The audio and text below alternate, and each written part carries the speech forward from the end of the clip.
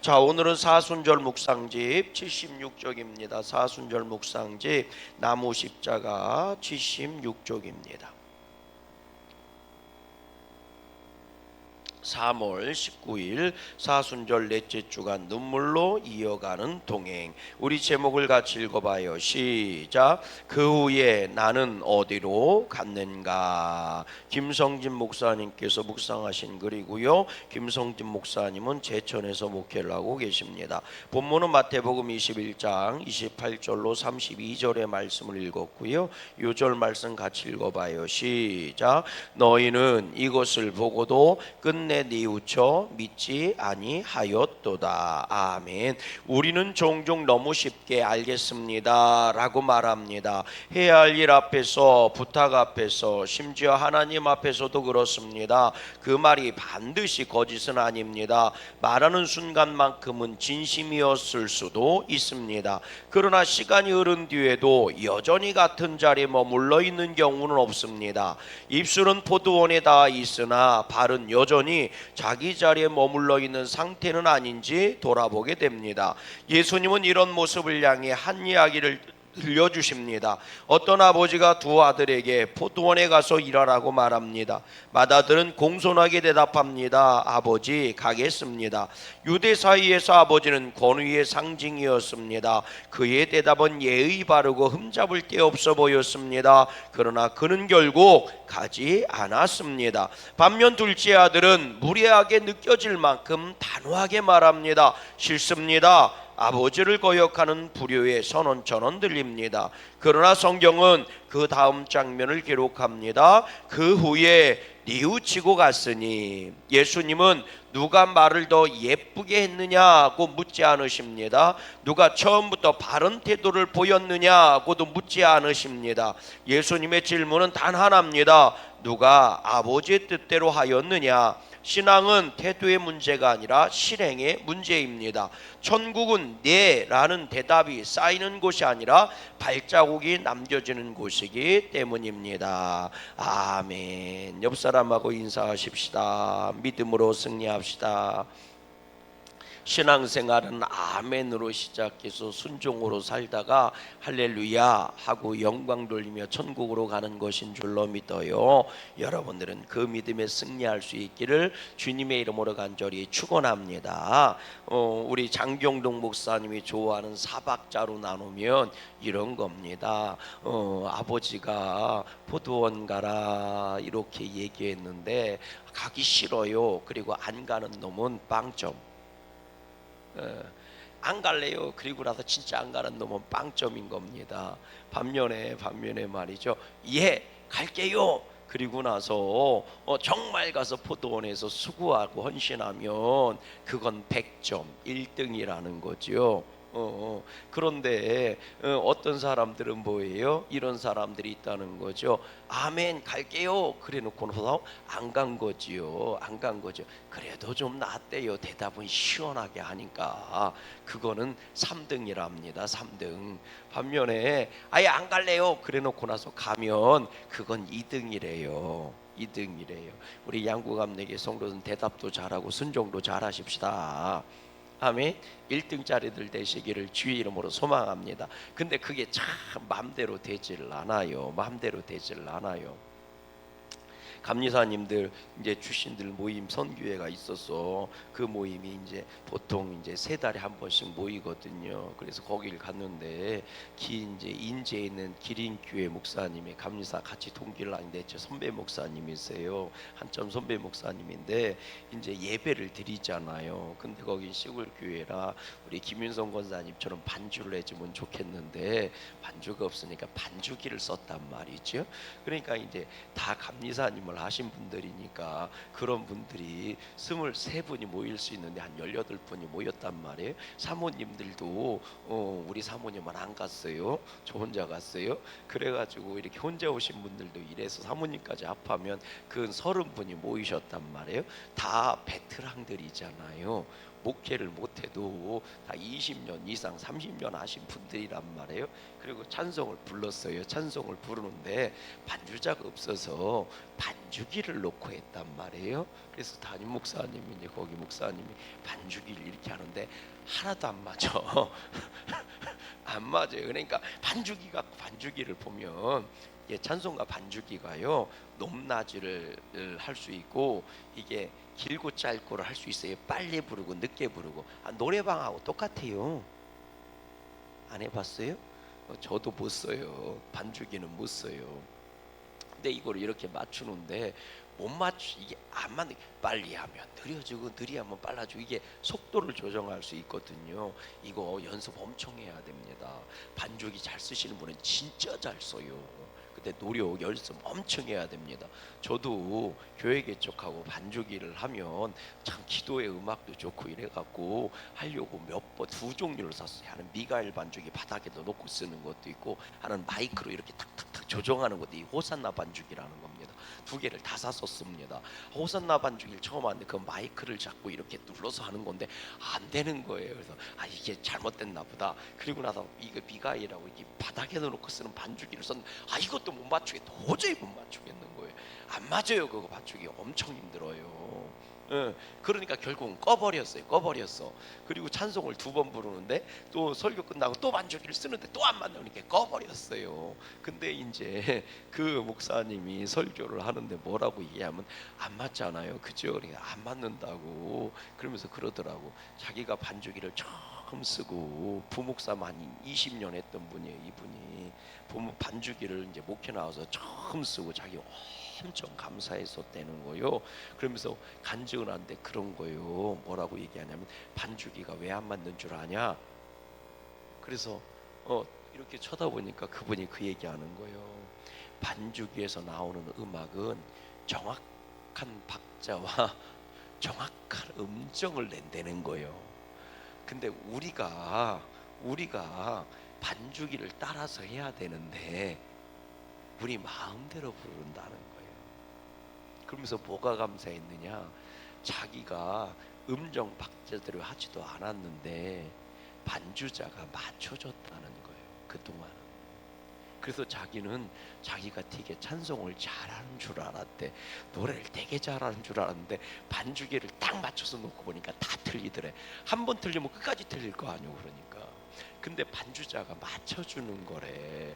그러면서 자기가 20년 동안 그렇게 배려를 받았고 자기한테 그렇게 맞춰줬는데 그거를 자기는 모르고 자기가 노래를 잘하는 줄 알았다는 거예요. 우리가 조금 아까 불렀던 찬송이요, 박자 맞추기 진짜 어려운 찬송이요. 4분의 6박자거든요. 이거는 느리게 부려도 빠르게 부려도 박자 맞추기가 어려워요. 그럼 제가 찬송을 뭐로 배웠느냐? 음대에서 배운 게 아닙니다.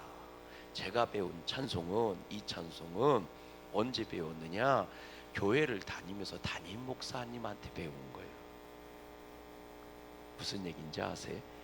담임 목사님이 부르는 대로 반주자가 맞춰줬고 나는 그렇게 배운 거예요. 그러니까 목사님이 틀리면 다 틀리는 거예요. 저는 목사님한테, 제 담임 목사님한테 배웠어요. 중고등학교 다니는 담임 목사님한테 배웠어요. 중고등학교 다닐 때 교회 다니면서 그때 배운 찬송이요. 그러니까 그분한테 맞춘 거예요. 그러니까 꺾기도 그분한테 배운 거고, 나 같은 죄인도 그분한테 배운 거고, 다 정식으로 음악학원 가서 찬송가를 배운 적이 없습니다. 한 번도 없어요. 한 번도 정식으로 찬송가를 배운 적이 없습니다. 다 담임 목사님이 부를 때 예배 시간에 따라 부른 거예요. 그러면 반주자가 누구한테 맞춰줘요?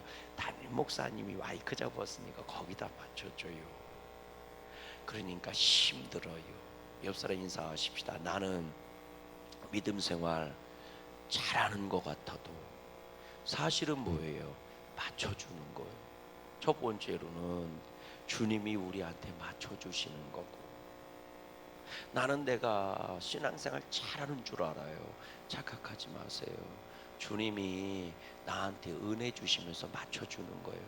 내가 못하는 만큼 은혜로 채워주시는 겁니다. 제가 느리게 가면 그만큼 주님이 보폭을 맞춰주는 거고, 내가 엇박을 나면 주님이 맞춰서 은혜로 채워주는 거예요. 내가 천국 갈 때 요만큼까지 못 가면 이만큼은 주님이 채워주셔서 천국으로 나를 옮겨 놓으시는 거예요. 그래서 믿음은 주님께서 뭐 하시는 거예요? 인정해 주시는 거예요. 내가 믿음이 퍼펙트한 게 아니라 주님이 내 믿음을 인정해 주신 거예요. 내가 퍼펙트한 의인이 된 게 아니라 주님이 나를 의롭다고 인정해 주신 거예요. 그러니까요, 여러분, 믿음은 겸손해야지 교만하면 안 됩니다. 두 번째로는요, 따라하십니다. 내 주변 사람들이 나한테 맞춰준 거예요. 나와 같이 신앙생활하는 권사님들이, 집사님들이, 목사님이, 장로님들이 맞춰준 거예요. 내 승질이 모나고 내가 승깔 부린 거를 받아주고 맞춰준 거예요. 그러니까 내가 교회에서 한 공동체로 신앙생활하는 겁니다. 그런데 우리들은 내가 부족한 걸 보지 못하고 자꾸 정죄할 때가 많아요. 그들을 향해 주님께서 이 얘기하신 겁니다. 오늘 이 얘기하신 거예요. 야, 대답은 맹꽁이처럼 잘해놓고, 이게 뭐예요? 말씀은 뚫어지게 잘하면서 정작 행하는 것은 하나도 없는 너희보다, 대답은 못하고 나는 죄인이라고 얘기해도 정작 겸손해서 주님만을 소원하고 있는 그들이 먼저 천국에 간다. 그러면서 이 얘기를 한 거예요. 큰 아들이 있는데 대답은 맹꽁이처럼 잘했는데 결국 봤더니 포도원 가서 일 하나도 안 했더라. 근데 작은 아들은 맹꽁이처럼, 작은 아들은 차남은 무슨 얘기인지 못 알아듣네. 내가 차남이요. 작은 아들은, 아주 우리 성경은 공평해요. 탕자의 비유에서도 탕자가 차남인데 오늘 본문에서 차남이 대답 잘했지, 이 대답은 안 했는데 참 순종은 잘했대잖아. 차남은, 그래서 성경은 다 큰 아들이 잘할 때도 있고 작은 아들이 잘할 때도 있슈. 작은 아들은 뭐라고요? 대답은 싫어요 이래놓고 나서 나중에 뉘우치고 가서 포도원에서 일했다는 거죠. 아버지가 원하시는 자리에 있었다는 거예요. 그러면 누가 아버지 보시기에 착한 아들이겠느냐는 거예요. 여러분, 우리들은 이럴 때도 있고 저럴 때도 다 있어요. 때로는 싫다고 그래놓고 진짜 고집 피우고 안 갈 때도 있고, 때로는 대답은 잘했는데 막상 순종하지 않고 그 자리에 없을 때도 있고, 때로는 대답은 안 하고 아우 싫어 죽겠는데 아예 못하겠다고 막 불평하면서도 투덜이 마냥 투덜투덜거리다가도 그 자리에 가서 헌신하는 자들도 있고, 때로는 대답도 잘하고 그리고 나서 그 자리에서 헌신하는 자들도 있고, 우리는 네 종류의 모습이 우리한테 다 있어요. 그러나 여러분, 주님이 기뻐하시는 삶의 자리로, 기뻐하시는 믿음의 자리에 있기를 주의 이름으로 소망합니다.